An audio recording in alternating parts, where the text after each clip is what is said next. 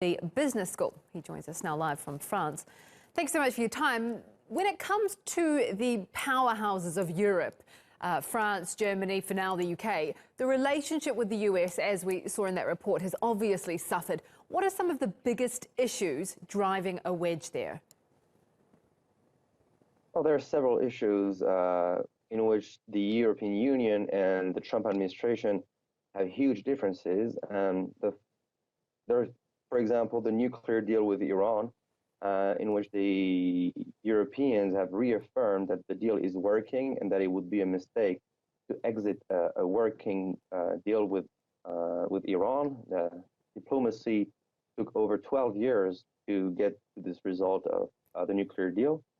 Also on other issues, of course, climate change, and Paris was the leader for this with the Paris Agreement, and the fact that Donald Trump ended the U.S. participation to this global agreement is also a very an issue of concern for France, but also on free trade, but basically what President Macron was insisting on is a struggle between multilateralism and unilateralism. For example, on the status of Jerusalem, it was criticized by President Macron because it was a unilateral move by the Trump administration.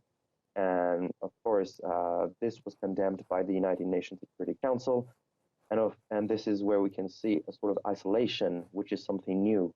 The U.S. being isolated on the global stage when it comes to such critical decisions. Yeah, I mean, unilateralism seems to be a theme of the Trump administration, even within, internal politics. Let's talk, though, about that, about the Iran nuclear deal. Do you think there will be European efforts to restore the damage the U.S. has done there? Well, the European, in my view, believe that there is an opportunity to step up on the international scene because of the withdrawal of the United States when it comes to its commitment. The European Union are now more united than ever in order to protect a deal that is so important for the region, for the Middle East, but also abroad, because the European Union has for neighbor, the neighbor of the European Union is the Middle East, one of them, of course. And with this non-proliferation agreement, this is a guarantee that on security issues, there will not be a nuclear arms race in the region. So this is a very important point for the European Union. And the stability of the Middle East is also critical to the European Union, because the European Union is facing a refugee crisis coming from the instability of the Middle East.